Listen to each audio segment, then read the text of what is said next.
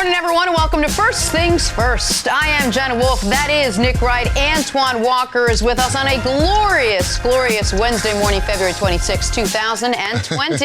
It absolutely is a great day. And Antoine, for all the folks out there that say I have some anti-Celtic bias, one of my favorite people in the world, Antoine Walker, is here this morning. You, How are you? Thank you. There's something else about this morning. What is it? My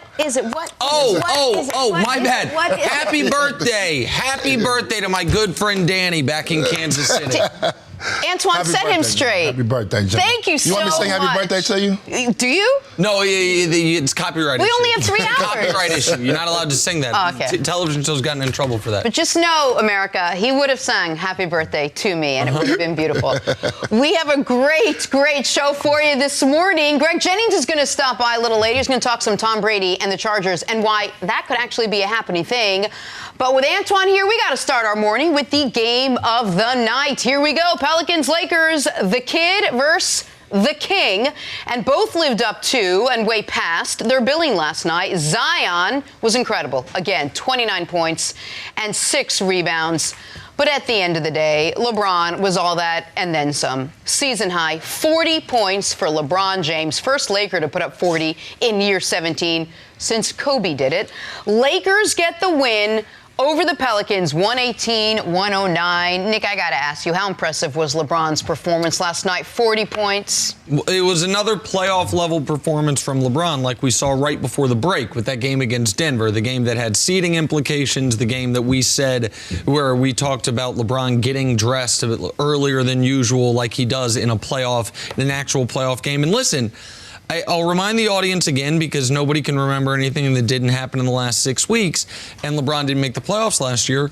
In the playoffs, if LeBron's shot's falling the way it was last night, he's going to score around 40, as he did last night. If his shot's not falling, he's going to score around 30, which bodes well for the Lakers, because yesterday, Jenna, was the 18th time this season LeBron has scored at least 30. The Lakers in those games are 18-0. They have not lost a single high-volume scoring game this season when LeBron's had a high-volume scoring game. But it really felt to me, Antoine, like the game was put away in the third quarter. Zion and LeBron matched each other almost point for point in the first half. In the early parts of the third quarter, when LeBron hit those consecutive three-pointers and gave the Lakers a comfortable margin, even though the Pelicans came back when LeBron went to the bench and briefly even took the lead, it felt like the Lakers were in full control from that moment forward. And if not for the just atrocious Rondo and Kuzma minutes once again, this is a 25-point blowout, but the Lakers end up winning comfortably in a game with LeBron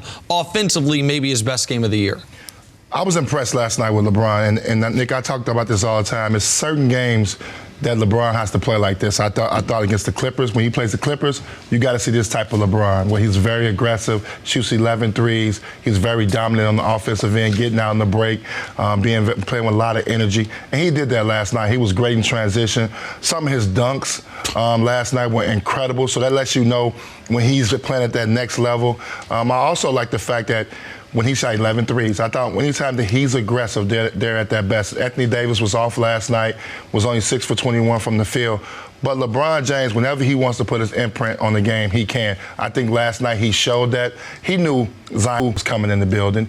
He knew it was a lot of hype around the game. He wasn't going against Zion, but he knew it was one of those hype games. And he just, every now and then, LeBron wants to show the world, I'm still the best player in the world right now. And last night was one of those cases where he showed that. And just an unbelievable effort. I hope, and we may talk about this later in the show, I hope this is a first-round matchup. That's what it looked like last night to me. It could be a great first-round matchup with each other. But impressive performance. Anytime LeBron plays like this, I get excited because I know if he does this against the Clippers, they got a chance to win a world title. He has to be aggressive like this and play at the level where he goes back to the old LeBron. We've seen a lot of point guard LeBron this year. But attacking, getting to the rim, I can't, Dusty, you can look this up. He couldn't have had a game this season with more dunks than last night. And they were ferocious dunks. The one from the Caruso between the legs pass, where that's as high as LeBron's gotten up in a couple years. He had, I don't want to say something to prove, but he understood the gravity of the game last night. So that's what I was going to ask you guys. What do you think is fueling LeBron right now? I mean, is it Is it all the Kobe stuff? Is it the fact that the Lakers are on this incredible run right now? Is it the fact that he loves where his team is? We talk every year about how LeBron goes through a period where there's a little bit of a lull, and he knows what he's got to kind of build up for in the playoffs. But for whatever reason, we didn't see that much of it this year. He's playing like he's got something to prove. LeBron doesn't have to prove anything to anyone. What do you think is fueling this guy? National stage, all the spotlight, and he comes out and does what he did. I think obviously it goes back to last year. I think obviously he was disappointed this season when he was able to add AD. I think he came in very focused. He's taken a very professional approach to this season. That you could tell by the amount of games he's played. You could tell the seriousness the way he's approached every game to make sure his team gets the 1 seed. Nick, you talked about it before All-Star break, making sure they finish right, and him going to the press conference talked about how he wanted to finish the game right. And I just think right now he's very comfortable. He's healthy as he's been. Obviously, we see he can turn it on and be as athletic as he wants to be when he needs to be. So I think right now LeBron is just focused. He's got championship on his mind.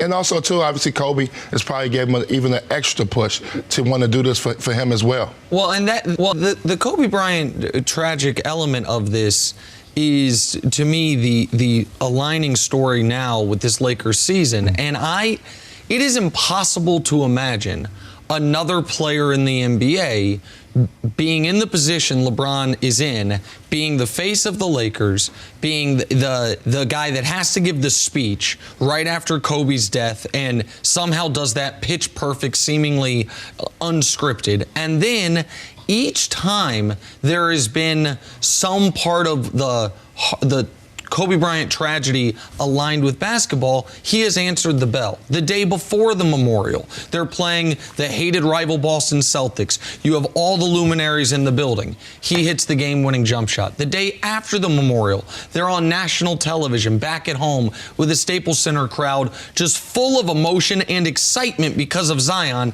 and he drops a season-high 40 points. This is a guy who was, when Zion was... LeBron was already in the league when Zion was 3 years old. When Zion was, do I have that right? Yeah, I have that right. When LeBron came into the league, Zion was 3.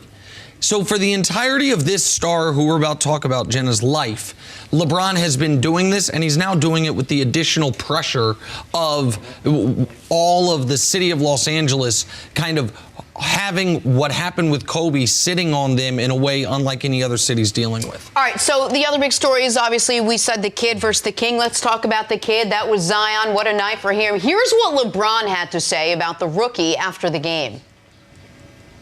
The kid's special. I mean, we all know that. And every game is going to be another opportunity for him to get better and a learning experience for him. But in today's game, where it's a track race, it's a fast pace, it's high tempo, it fits his game perfectly. And the way that they play, it fits his game perfectly because they get the ball out. First 8 seconds, they're trying to score. So, but the kid is special, man, and they got a good one in him. They certainly do. What did you make of Zion's first game against LeBron, Antoine? I took a lot out of last night. I took a lot of positives, but I also took a couple negatives out of it. I thought he was great around the basket at times. We saw length bother him last night. He got his shot blocked probably 4 or 5 times with Anthony Davis and JaVale McGee. So he struggles against height. We see that. But his tenacity to continue to keep playing, play through plays, I think, you don't see that sometimes from a 19-year-old. If things ain't going well for him, he continues to play through it no matter what's going on the court. And I thought last night, this is the reason why he should came back. People was like, oh, well, why Zion come back? Why he should never came back? This is why you come back, to see where you're at. And to play the game that he played against the best team in the league right now, well, the second best team, record-wise. Best team in the West. In the West right now, a championship contender, speaks volumes. It helps build, obviously, confidence in him to where he can be at.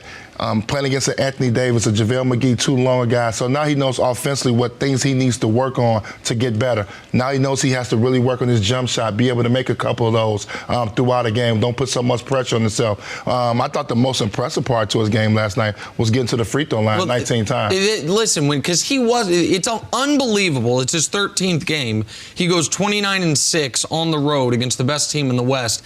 And we're like, it wasn't as great. It wasn't a great game for him because he was 8 of 18 from the field. Right. Right. But he buttressed that with 13 of 19 from the free throw line, getting 19 free throw attempts, getting out in transition, keeping whenever it looked like the Lakers might pull away, there was a Zion-led run or a Zion burst of energy. And what he's doing, I don't know if we have time to show it. I hope we do. Because he's on a minutes restriction, so his overall, this is per 36 minutes, which is not a perfect stat, but it shows you how effective you're being on a permanent basis. He's now above Wilt as far as points per 36 minutes in his rookie season. Joel Embiid obviously did it in very limited minutes. Wilt did it in extended minutes, playing way over 36 minutes. And he's doing it learning on the fly 13 games in. You mentioned the struggling against height. His 2 least efficient games of his young career, the one bad game he's had against Milwaukee, a great defense with a ton of length, and then a game last night, another team with a massive amount of length and a really, really good defense. Those are the minor tweaks of his game, adding a little perimeter game as he will this offseason. But 29-6-3, and it was like a B-level game from Zion Williamson, speaks to how spectacular he is. And then obviously we're so used to him shooting 65% from the field. So when he goes 8 for 18, I would love to go 8 for 18. So, I mean, that was a good game for me, if you know what I'm saying. So I understand what people are saying, that it was a marginal game because he's so efficient around the basket, and he does such a good job, especially all season long. But last night was, I give him an A-. I just thought it was a great game. To be able to continue to get to the free throw line when things sometimes are not going your way, he continued to play through the game, the moment, only 13 games in, rising to the occasion and playing on the big stage against LeBron. And he gets them again this weekend. This weekend they get to go part 2 of this, and maybe we'll get part 3, 4, 5, 6 hopefully in the first round of the playoffs. And more than other rookies I've seen in recent years, you can always tell Zion loves to play basketball. That's why he bounces back if he misses a shot, or loves to. You could just tell he loves to play the game. And it was awesome defensively yesterday. Have you ever had muscle pain? I'm talking stop you in your tracks, will never work out again. What am I going to do kind of pain? This is the kind of pain Dr. Jason Wersland was in when he created Faragon, the deep muscle massager that's unlike anything you've ever felt. Faragon isn't a cheap massager that just tickles your muscles. Their handheld percussive device uses a scientifically calibrated combination of speed, depth, and power to release the deepest muscle tension. Whether you want to treat your muscle tension from working out, an injury, or just everyday life, you can use Faragon. Faragon is the preferred muscle recovery device for over 250 professional sports teams and used by hundreds of thousands of satisfied customers around the world to reduce pain, increase range of motion, and soothe aching muscles. Try Theragun risk-free for 30 days or your money back by going to Theragun.com/cadence. For a limited time, our listeners get a free charging stand with a purchase, a $79 value. That's Theragun.com/cadence, Theragun.com/cadence.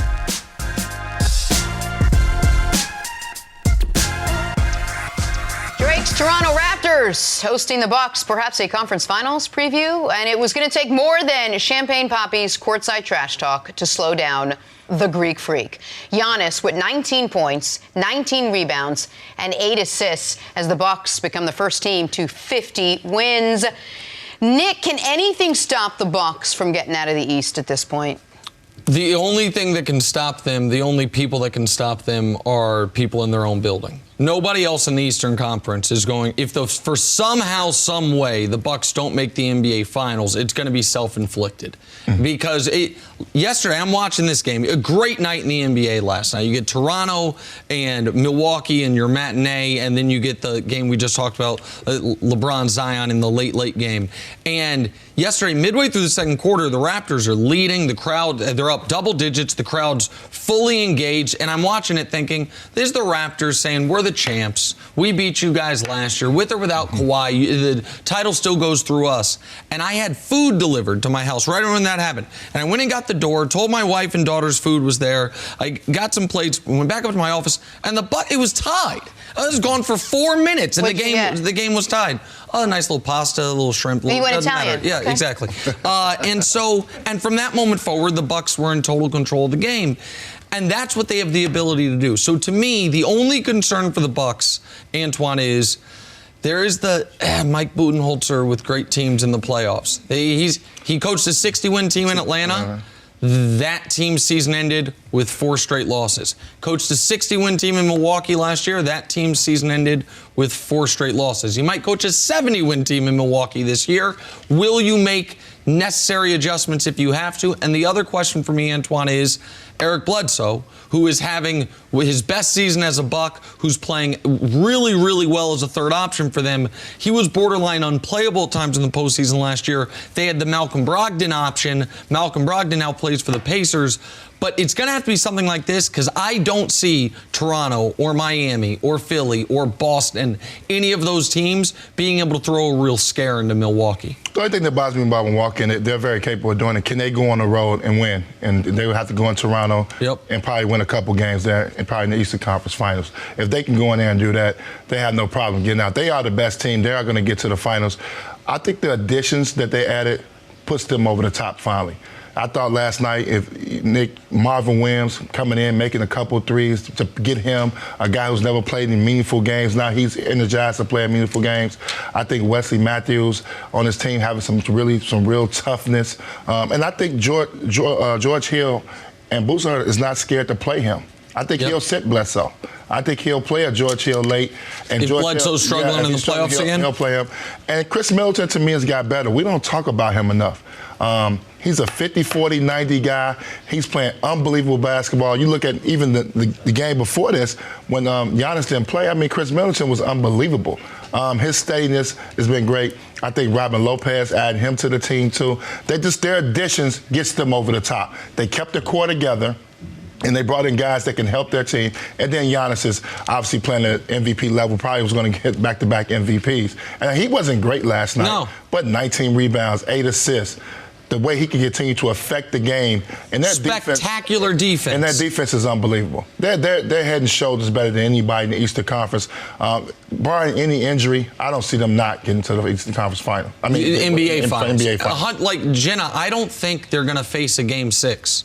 Until you mentioned they're going to have to win a couple. They have more road wins this year than any other team in the league has home wins. They have been so dominant in all facets. I'm glad you mentioned Chris Middleton, because I said on the show yesterday that when we look at the dynamic duos in the league, Middleton's the least accomplished of any of the team. Harden, Russ, Kawhi, Paul George, LeBron, Anthony Davis, Giannis, Middleton. Middleton's least accomplished of any of those second best options. But he's having a better season than Paul George is up to this point by far. He is having the elite category.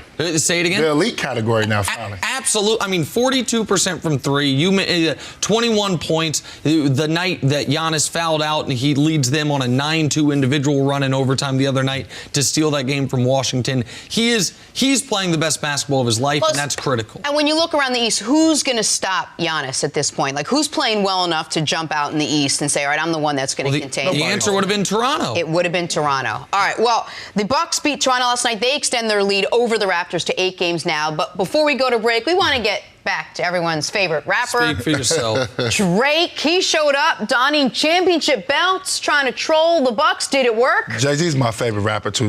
So don't put me in that category. Not even, no one's category. Not even a little, said Giannis. What was your reaction to Drake bringing out the championship belts tonight? I didn't notice that. I just found out about it.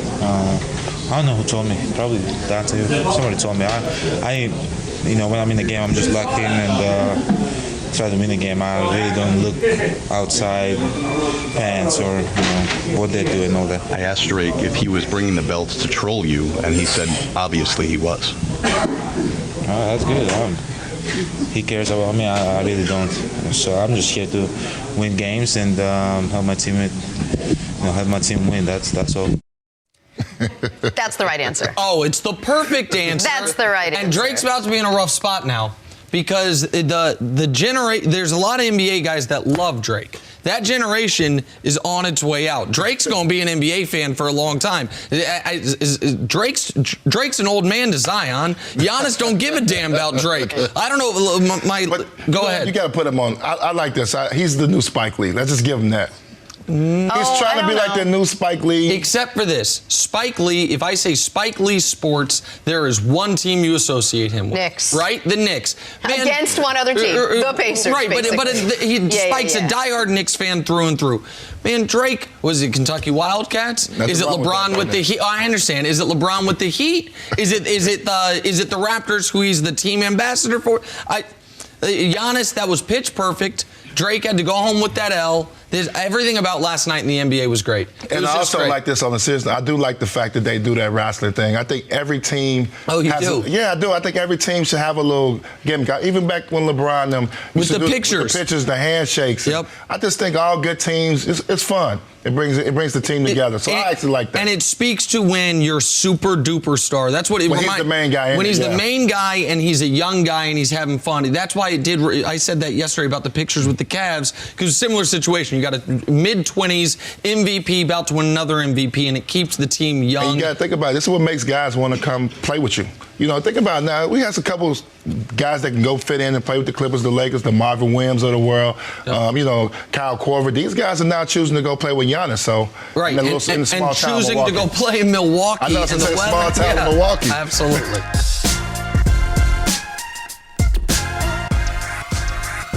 Joe Burrow, the Heisman winner, a national champion, has been standoffish recently when asked about potentially playing for the Bengals, who own that top pick, and that has led many to speculate that he could pull an Eli Manning and maybe snub Cincy.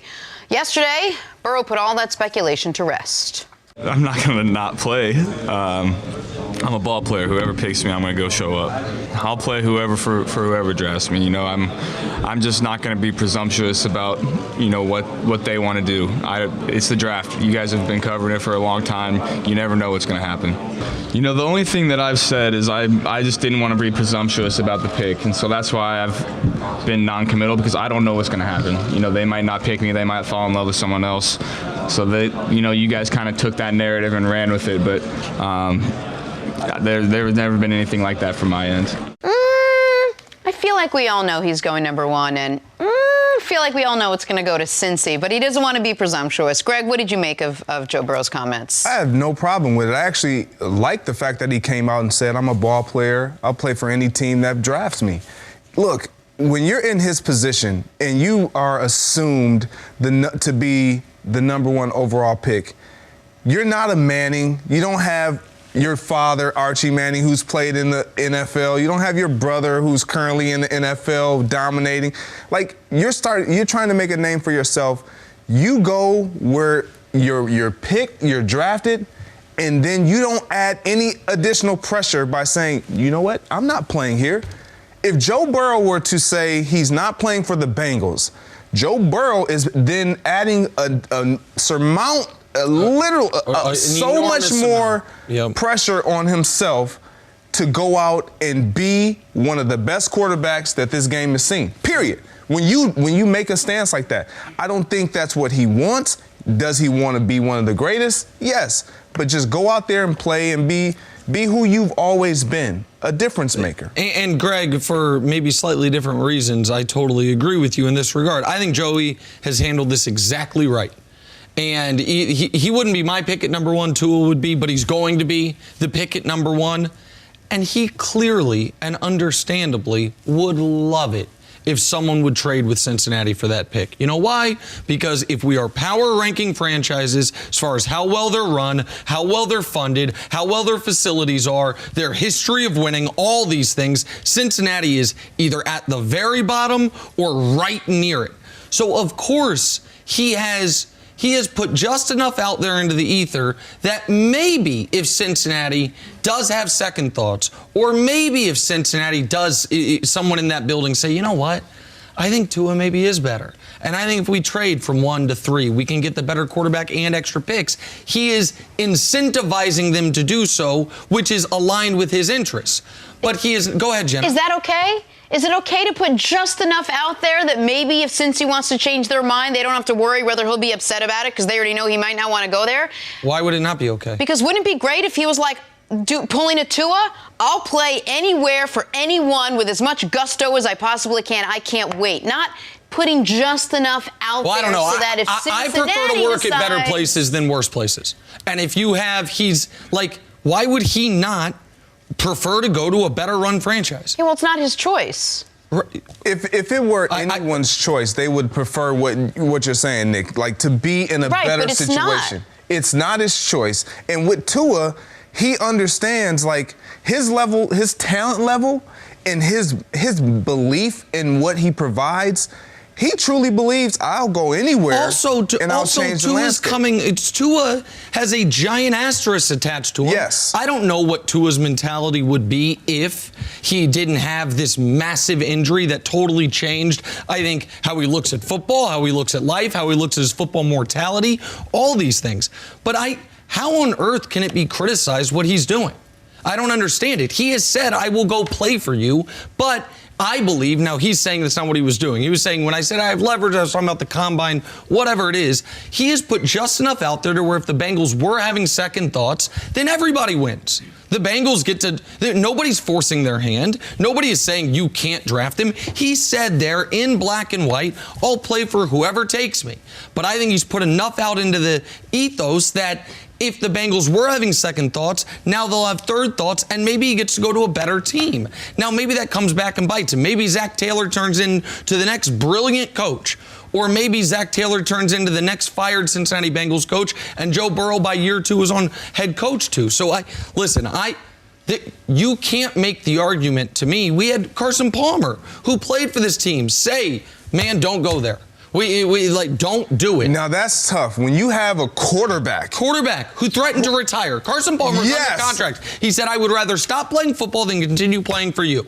And so, that's the history of Andy Dalton was, I think, 1 touchdown away from the team's all-time touchdown record. And they benched him out of nowhere the day after the trade deadline. Nope, we're not going to trade you. You can't demand a trade. And by the way, we're going to snatch the ability for you to get a record you've earned. Now he ended up getting it because they put him back into the starting lineup. The Bengals have earned their designation of a poorly run franchise. That bill at times comes due, and Burrow's not even making them pay it. He's saying, I will go play for you, but I think he has intentionally put enough out there to where maybe Miami wants to pay a king's ransom, and maybe if Cincy thinks we can still get a quarterback we like, and then Burrow would be in a better position. I think he's playing it exactly right, to me.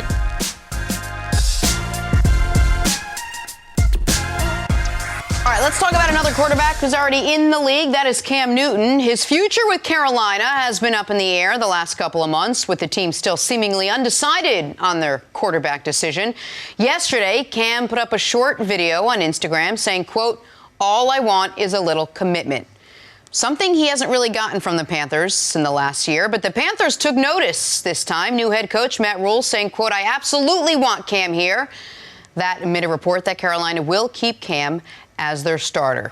All right, Greg, there's a lot going on here. I still feel like we're going back and forth on whether this team really wants to put all their eggs in the Cam Newton basket. What's your reaction to all this? Number one, I respect Cam a lot for putting that out there and saying all I want is a little commitment. He deserved a little commitment. And he's talking to the team. And he's talking to the team. And when you've done what he's done for that franchise, you deserve a little commitment. I'm not saying you deserve for them to say, yes, you're going to be here, or no, you're not, but you deserve for new regime to come out and say, we at least want you here.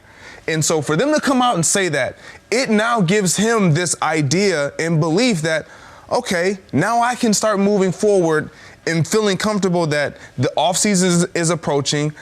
You do kind of want me here. I just have to continue to be on the path of creating and stacking success and fit into what you're trying to do. Cam Newton is a great talent. He has been in one of the worst positions as a player, specifically at the quarterback position, who has had a revolving door around him as offensive coordinator, as players around him, skill guys. He's never had. They haven't been able to find the wide receivers. His entire career, he's only had Greg Olsen. Right. Steve Smith early on, and then Greg that's Olsen. It. And absolutely. Steve Smith when he first got there. But after that, it's been a revolving door. And so he deserves the opportunity to build with this team and to see if he fits in what they're trying to do in the future. And they don't have a better option. They've never had a better option. This is the smartest thing the Panthers have done in quite some time if they do go through with it. And this idea, again, I feel like sometimes I live in a crazy world where nobody can remember anything that didn't happen in the last 18 months. Cam Newton, prior to the TJ Watt hit, had missed 3 games in his career. His whole career. Going into this season, he'd only missed 5. Then he missed basically the entirety of this season. This year was a lost season. Leading into the TJ Watt hit, with the new throwing motion and the new offense, Cam Newton had a 101 rating, 19 touchdowns, 4 interceptions to go along with 45 rushing yards per game and 230 passing yards per game and 67% completions, and his team was 6-2. That wasn't the MVP season. That was 2018. That was Patrick Mahomes' MVP year, is the year that Cam was 6-2. And so, of course, this is their better option. What's up? So why didn't the Carolina Panthers say, you're our guy, let's sign you up for a couple more years, here's a new contract? Like, why aren't they, if they know that, 101 passer rating, those 8 games were great games, why not say, you're our guy? I feel like that's what they were just doing. But for the last year, they haven't been. They've been sort of floating it out there that they're not sure what they're going to do. He's had a broken foot. And now I'm not advocating you give him a contract extension. I'm advocating just let him play the year. You got Cam Newton last year of his contract for 1 year, $19 million to see if he can get back to that level. If he does, he's the best non-rookie quarterback bargain in the NFL. And by the way, Matt Rule, what he has done at every stop offensively at the collegiate level and also with an NFL background, I'm excited to see Cam in that. And Greg, just quickly, I'm curious your thoughts on this.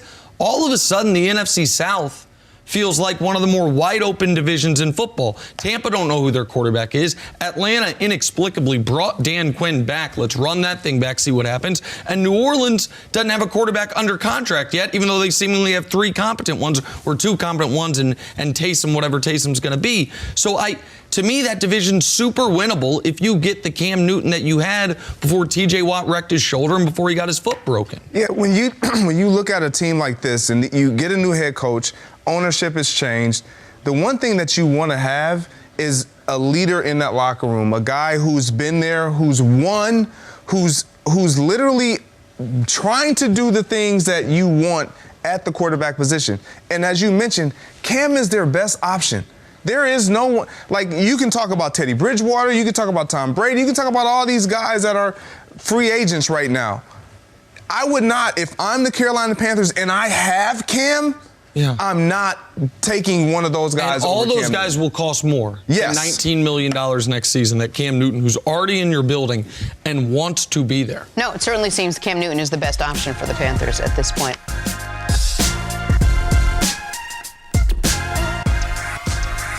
Sixers got yet more bad news regarding Ben Simmons yesterday. He reportedly has a nerve impingement in his lower back. As a result, he's expected to now be sidelined for an extended period of time. He will be reevaluated in 2 weeks. There is little expectation, though, that he'll be close to return at that point. Nick, is the Sixers season basically in jeopardy, or is now this Embiid's time to go out there and own it and shine? Yes and yes. Yes, their season's in jeopardy. Their season's been in jeopardy basically, evidently, since the season started, when they did not take a leap forward and instead they took a step or a step and a half backwards. But yes, also, this is Joel Embiid's opportunity to show everyone we can be better without Ben Simmons and be better with a point guard or with a collection of players in return for Ben Simmons that better fit my very unique skill set in the modern NBA. That Simmons and Embiid have been an awkward fit from the beginning because of Simmons' refusal to shoot and because Embiid, even though he will take some three-pointers, is maybe our last remaining old-school NBA center. Back to the basket, give me the ball, I'm going to punish you on the post. And so the fit has just been awkward, and we've seen that both guys have at times played their best basketball in games the other guy has missed. The playoffs last year, maybe Ben Simmons' best game of his career was a game Joel Embiid was out. Joel Embiid, the highest scoring game of his career literally was the other night when Ben Simmons was out. And so I think, Antoine, with or without Simmons, this is not a championship-level team. They have not played to that level anywhere close to it through 55 games, while the Bucks clearly have. But it is an opportunity for Joel Embiid to give the Sixers maybe a sneak preview of what the team would look like if this offseason they were to see what Ben Simmons could fetch on the open market. I believe that obviously they're not a team that can win with either one of those guys together or without them. They're not going to be able to win in the Eastern Conference. I think they're the fourth best team in the East. I think obviously Milwaukee's better than them, the Celtics and Toronto. I think all three of those teams are better than them, even when Philly's whole. But right now, this is going to be an opportunity. Elton Brand is going to get a legitimate shot to really take a really good sample size of what they'll look like if Ben Simmons didn't play. And I would take that approach because that's been the conversation that maybe these guys cannot coexist together. So I would take a really good look at that and see if Embiid could be the guy that you can build around and see if you can win with him. They're 14 games over 500. Your second leading scorer is still out there in Tobias Harris, a guy you paid big money to in free agency. You still have him. Obviously, Josh Richardson on the team. You made a great trade, I thought, in adding scoring to the team with Alex Burke and then Quentin Robinson third. Yep. So you added two other guys that can score the basketball. So they're not out of it. They're going to make the playoffs. They should be able to win a first-round series. But Ben Simmons' back injury, I think you got to take that very serious. I think it's something that you cannot rush back. This is a guy, a franchise-type player, so you don't want to rush him back just for this season. So you got to make sure that he's healthy. But I do not believe even with both of those guys, they're the fourth best team in the East, and you have to be very cautious of bringing Simmons back. And at times it's unfair. We've said on this show before, the single best in life in the NBA is the non-superstar on the max contract because you get all the money with none of the pressure and none of the criticism. We talk so much about Simmons and Embiid. Tobias Harris has not played nearly up to the standards they paid him to play at, and Al Horford, that move right now is one they would like back. The money they gave Horford and the fit. But those guys are, I don't want to say untradeable. Well, those guys are going to be on the team next season. So you do want to see what those two guys can look like with Embiid there without Simmons. But Jenna, the numbers are jarring as far as when the Sixers are at their best with Embiid without Simmons. We can show them, I think. With Embiid without Simmons, with Simmons without Embiid, with both of them with neither. So that's their margin. That's their net rating. With just Embiid, that is a great team as far as net rating. With just Simmons, that's a good team. With both of them, that's an average team. And obviously with neither of them, it's a terrible team. You don't want to see the numbers like that, that somehow they are the worse with both of them than with just one of the two. It does speak to potentially a bigger problem. Also to add to that, I just think when your two superstars, and both of those guys were all-stars last year, they didn't get better. You gotta sometimes you gotta look yourself in the mirror. Ben Simmons, you have to shoot a jump shot. That's embarrassing. You knew you had to add a jump shot. You spent all summer, you got everybody filming you shooting all these jump shots. You only want to shoot one in the game. So let me ask you this then. There have been so many stops along the way where Ben Simmons could have been like, oh, okay, reality check, or now it's an off season, it's time for me to get better, I've gotten myself so far. If Joel Embiid goes out and carries this team, and I know that their record coming up, or their schedule coming up is going to be a little bit easy, but say they go out and Joel Embiid does great without Ben Simmons, could that be a wake-up call? Could that be a little bit of a gut check, like, listen, I gotta step my game up if this is not where my future is? Well, I'm looking at, this has been the talk, it's the conversation. Elton Brand, the Sixers may have, I think they're going to trade neither one of them. But I think if you want to trade one of them, you get a good look at it. I think it's just a fact you get an opportunity to look at it, take a real good sample size and see what you really like if you want to take one or the other. I would keep both of them. I would just hold both of them accountable. I think you have to have real talks with them and say, if you want to get over to this next level, we got to continue to improve. That's everything. When B continually working on his body, getting better, learning where he's good and where he can be effective at in his game. Ben Simmons has to develop some type of jump shot, or at least attempt some type of jump shot for him to continue to get better so he can expand his game. You got to put that pressure on them. And these guys have been making all-star teams. These guys are supposed to be getting you over the hump and getting you back to the finals, and they're not making the right adjustments in their game. So it'd be interesting to see what Philly does. But what's so odd is their first year together, they were a dynamic on-court pair. The net rating that I just showed when they're together is 0.9, basically call it 1 point, was 15.5, plus 15.5 their first year together. The year they ended the regular season on that crazy winning streak, seemed like a really dangerous team going into the postseason until I think it was the Celtics knocked them out it was the Celtics in the second round of the Eastern Conference playoffs. Last year together, they were not as good as plus 15.5, but plus 8 when they're on the court together. This year to be +1 when it's your two best players, it makes no sense. Jenna, you say the reality check. The problem is, what's reality? If you're Ben Simmons, you're like, well, my first year in the league, I'm the best rookie. My second year in the league, I make an all-star team. Then I get a max contract. My third year in the league, I'm an all-star again, and I'm making max money. Seems like what I'm doing is working here. Yeah. So it depends on what your ultimate goal is and what you measure success by. I think Ben Simmons would tell you, man, I ain't failed never. Right. So what are you talking about? Right. Moving on to Tom Brady's future now. For weeks, Brady has been linked to the LA Chargers. Yesterday, Chargers head coach Anthony Lynn was asked if he wants a mobile quarterback now that Phillip Rivers is gone. Listen to what he had to say. I prefer a winning quarterback. You don't have to be mobile. I believe that guy in New England won a lot. He's not very mobile. All right, what do you think, Nick? I know you've been on this corner for a long time, earlier than probably almost anyone. You like the fit, Brady to the Chargers? Has you wavered at all? No, this is... And by the way, Tyrod Taylor's a fine option. I think Tyrod Taylor was a good-ish quarterback in Buffalo, and we'll see how he's developed if they don't get Tom, if they don't do something else. But this has always made the most sense. Tom Brady's from California. Granted, Northern California, not Southern California, but he's still from the West Coast. The Chargers have elite talent on this football team. They've got, I think, a guy who is already one of the 10 best defensive players in football, and I'm not talking about Joey Bosa. I'm talking about Derwin James. And then another guy who might be one of the 10 best defensive players in football in Joey Bosa, go along with Melvin Ingram. That's on the defensive side of the ball. On the offensive side of the ball, you have freak athlete Mike Williams. You have Keenan Allen, who's one of the more underrated guys at his position in the league. As far as, we don't know who they're bringing back, but Hunter Henry, Melvin Gordon, Austin Eckler. If Russell Okung comes back healthy, you've got a left tackle. What they needed last year was a quarterback who was not repeatedly throwing the ball to the other team. And for all my criticisms of Tom Brady, and despite his season ending on a pick 6, he's not a turnover-prone quarterback. He's quite the opposite. He'll throw the ball away. He will throw it in the dirt. He's not going to turn the ball over. So to me, it's always been the Chargers as the favorite, not Tampa, not Indy, not Tennessee. So to me, it's always made the most sense, Greg, and that's where I see him landing.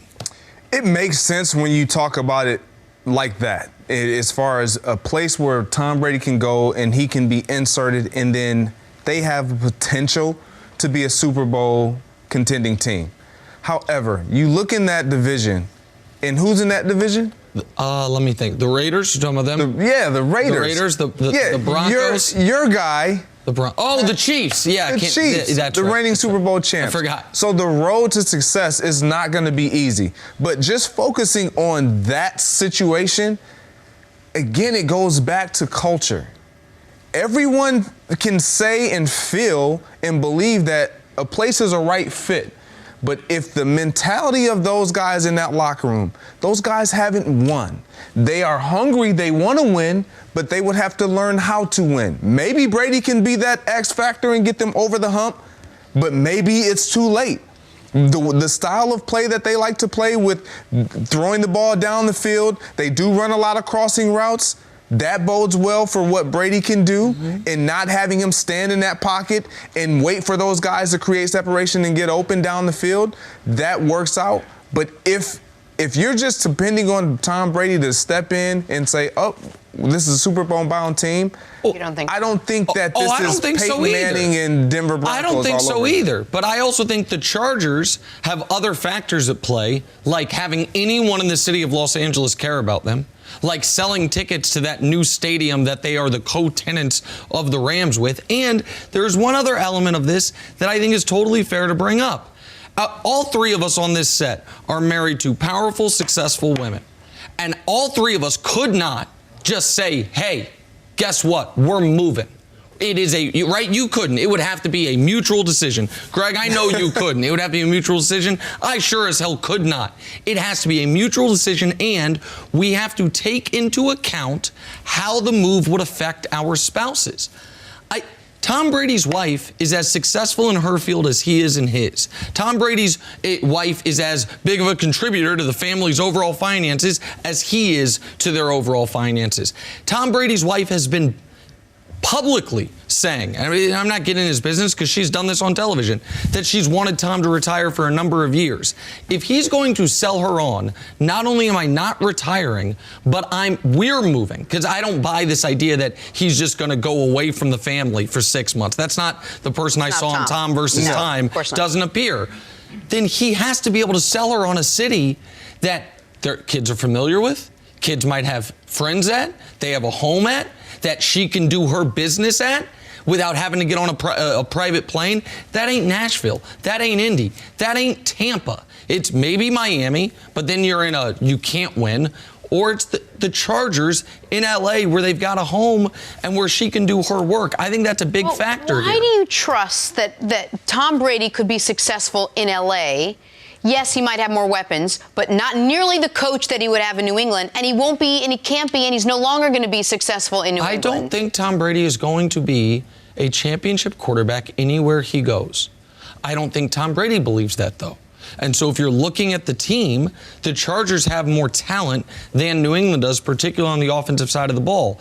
And so I don't think, if I were running a team and ticket sales and popularity didn't matter at all, Greg, I would never give Tom Brady $30 million a year. But there are guys running teams that have a different opinion of him than I do, and there are guys running teams that say winning is one of the factors in me keeping my job. But if we sell out our new stadium, because I nailed the acquiring Tom Brady, that's probably an easier way for me to keep my job. I mean, that for me is the number one reason why the Chargers would be all over this, because they're in a market where they have to sell tickets. They're competing with everyone, and everything. Of course, every sport. Exactly. Not even every beach sport. And Hollywood. Yes, it's just Hollywood. And so you're competing with all things, and you want people to come and see what your product is. And with Tom Brady under helmet and on that field in your uniform,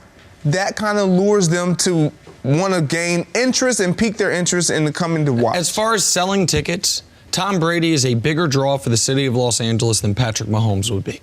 As far as actually moving the needle there. This Charger team was 12-4 2 years ago, and no one cared. No one cared the year they moved from San Diego. And I understand they weren't in the new stadium yet, but since Peyton retired, he is without question the single biggest draw in the NFL. No matter what his level of play is, he's Tom bleeping Brady.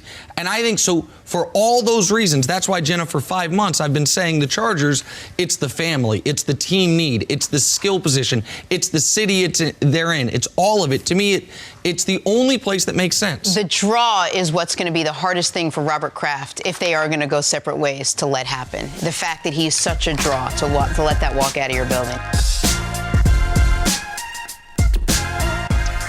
Nick, a little in or out? Love to. Here we go. Kyler Murray's head coach, Cliff Kingsbury, said he hopes the 22-year-old quarterback makes a big leap in year two, like Patrick Mahomes and Lamar Jackson both did. Nick, you in or out on Kyler making a year two leap? Not like those two guys. I'm out. Those two guys both won MVP in year two. I mean, it's a hell of a standard to have. Like, go from a rookie to be the third consecutive second-year player to win league MVP. So listen, Kyler was better last year than I thought he would be, and I want to give him credit. I was very concerned about his lack of size. That didn't seem to kill him last year the way I thought it would. But no, I don't think Kyler's ready to make that type of leap. So I'm out. Yeah, I'm going to say yes. I'm going to say yes. I'm in. Not the MVP type of leap, but the level of play that they will provide for their team to be successful. I think a second year with Cliff Kingsbury. Him too? And yes, him too. and the guys around him, they understand what he brings and who he is. This is going to be his team moving forward. I love it. Can he be the second best quarterback in that division? Russell's one. We got Goff. We got Garoppolo. We got Kyler. Yes. I think he can. I think he definitely can. I think he can do. We have fun class. I don't think he can win league MVP. I think he'll be the second best quarterback in the division. On to the Carolina Panthers now. They're reportedly moving on with Cam Newton as their starter, with new head coach Matt Rule saying, I absolutely want Cam here. Greg, you went around on the Panthers making the playoffs with Cam under center. I'm out because, and I know, Nick, you mentioned this earlier about it being wide open. For whatever reason, I don't know why, I'm still high on the Atlanta Falcons. Like, I know their offense, they have the pieces. Yeah. They have a quarterback that can get it done. Defensively, I don't know what has happened. They have so much talent. I think that they can bounce back. In New Orleans, we know what they are. Tampa, we don't know. We don't know what Tampa are. They're a good team.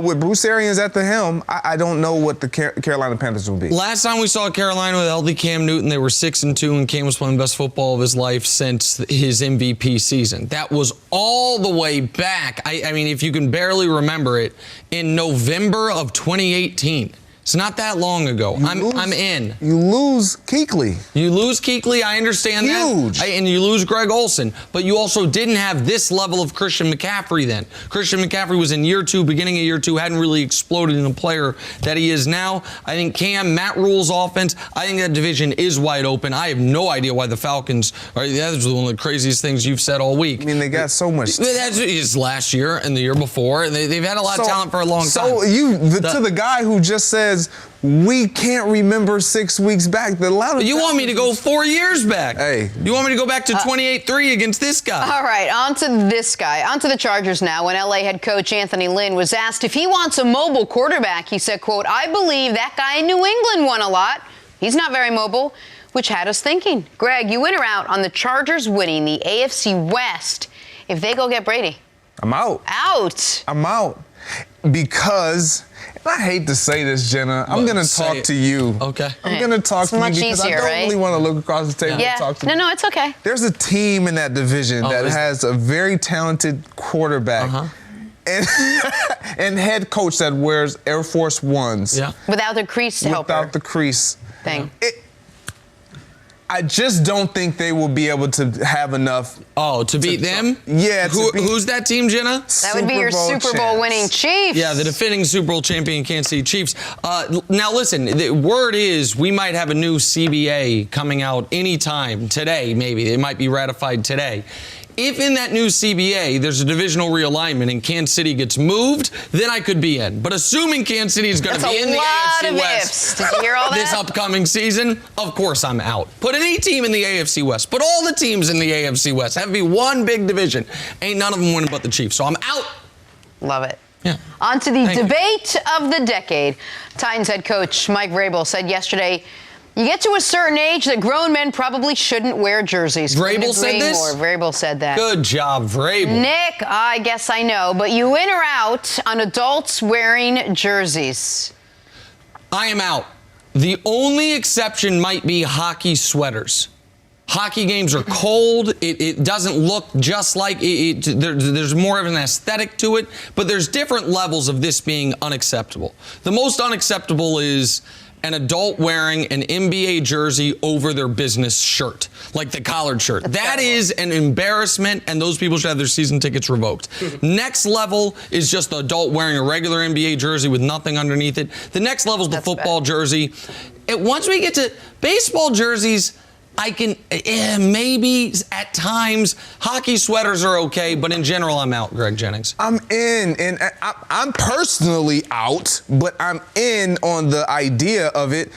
Who would be the example for the youth wearing the jersey? Where would they get this idea of Oh, I should wear that. There are certain things you should grow out of, Greg, like making a big deal of your birthday. But at a certain age, Nick, what I'm for 1 second. What I'm saying, Nick, is to take your kids. There you to go. take your kids to the game, like you want to be in that spirit. Yeah, and you want your kids, just like as I said before, you want your kids to be very excited and make a big deal of their birthday. And then at some point, they get old I get enough. what's happening here. I can't focus because it is my birthday today, February 26th. It's hard weird, to focus. like, neck Nick, placement. can you turn around and make your neck do that? Yeah, and no just problem. try? You just want me to what, this? Well, Yeah, what do it you looks want me to equally do? as weird in person, Greg. No does. problem. I have a Greg Jennings jersey. Impressive jerseys, though. Yeah, I have a Greg Jennings jersey. I wouldn't wear it. I have it framed. Greg signed it for me. It's in my memorabilia hall. Really? Yeah, You absolutely. decided one was just enough for the show and anyone else that hosts the show didn't need one? I asked him for it, Jenna. I was going to say, Jenna, you didn't never ask. asked. Jenna, I didn't know that was a You've thing. asked one person. Hold on, America. You've asked one guest we've ever had. We've had Shaquille O'Neal on the show. We've had Hall of Famers. One person you've asked for a jersey. Dude whose last name was Wolfe, who played for the Broncos. You're like, can I have one of your jerseys? I wouldn't even have to pay to personalize it, and it's hanging in her office. I did do that. Yeah. I didn't remember his first name. Derek Wolfe. Derek Wolfe. Yeah. Played for the Broncos. The Broncos. Yeah, she pretended she cared for 6 hours. On to the Rockets. Their last 2 seasons ended at the hands of the then mighty Golden State Warriors, who are mighty no longer. They've got the worst record in the NBA, which isn't lost on the Rockets, with Rockets owner Tillman Fertitta saying, quote, "None of us fear the Lakers or the Clippers or Denver like we feared Golden State. It's not like we were scared of them. We could easily win the West this year or get knocked out in the first round." Nick, what do you make of what Fertitta had to say? It's absolutely right. The exciting part of this season is the lack of an overwhelming favorite. That you've got, for most people, let me remove my opinion out from this for a moment because I think differently of the Clippers than my Clippers opinion is way outside of the mainstream. And I think I'm going to be proven right, but there have been 1 or 2 times in my history where I've been wrong, so let's assume there's one of them. The vast majority of people think there is a top 3 of the Lakers, the Clippers, and the Bucks in some order or another, and then another very healthy, upper middle class of the Rockets, of the Raptors, of the Celtics, of the Sixers if they get their act together, of Denver, and now you've got that's more than a quarter of the league that is legitimate championship contenders. The healthy Golden State, it was Golden State and then maybe if LeBron and Kyrie both play a perfect series, they can take them 6. And then the Rockets, if with Chris Paul and James Harden, if they play as well as they can and win every close game, and they took them 7.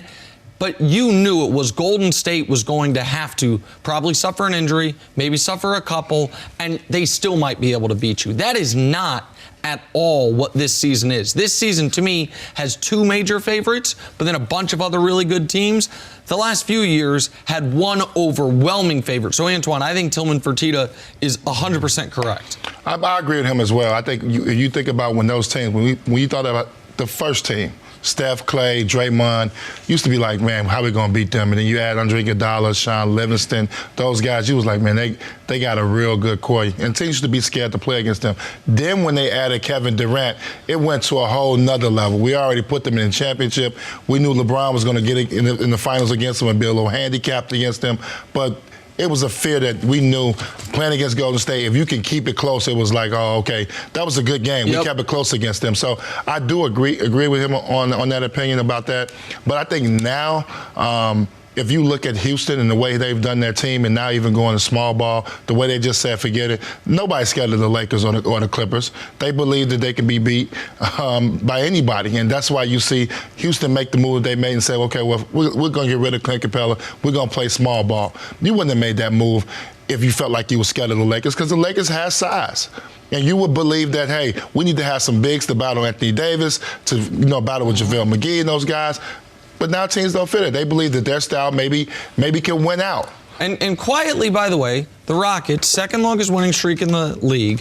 Russ playing exceptional basketball. Russ, the Clint Capella trade, once again, Daryl Morey does something. The vast majority of the media says, the hell's Daryl thinking? And it looks like Daryl's smarter than most people. Well, he's winning games during the regular season. The Houston problem, and as we continue to talk about the Rockets, the postseason. Yeah, and can James Harden get over that hump? I mean, he has to get over that hump in the playoffs where he's able to lead his team past the Lakers or the Clippers to get to the final. I agree with you, but the point I'm making about Daryl and the Clint Capella trade, Clint Capella, by the way, who's still not back with the injury, is Daryl and James are tied together, right? James is going to be there forever, and Daryl will be there as long as as he wants to be. If Daryl were to have any concerns that I think you have, that a lot of people have, about what if James hits another wall in the postseason, what you have to have is the best version of Russell Westbrook possible. And trading away Capella and making it to where Russ has sinners guarding him and Russ can just go full speed and nobody can match it has unlocked the best version of Russell Westbrook. So even if Harden has a playoff hiccup, maybe that doesn't kill you the way it did in years past, because we are now seeing a Russell Westbrook. But like the Rockets right now in the first round would play the Jazz. They played the Jazz 3 times since they went super small. Yeah, Jazz can't beat them.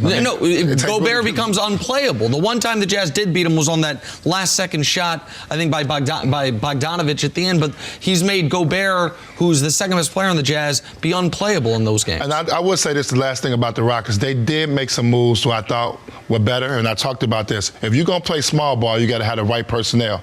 Adding Jeff Green and DeMar Carroll are two better guys to play in small ball. They both can shoot the 3. They're better defensive players. They're also guys. So they're making the right moves to kind of fine-tune that small ball right now. And by the way, Ben McLemore, who was a lottery bust, people thought his career was on the fringes, shooting like 43% from 3 for them this year. To me, after LA and Milwaukee, the Rockets have as good of a chance as anybody in basketball, including the Clippers. Thank you for listening to the First Things First podcast. Remember, leave us a review and tell us what you think. Subscribe to the podcast on Apple Podcasts and catch us on FS1 Monday through Friday, 6:30 a.m. Eastern.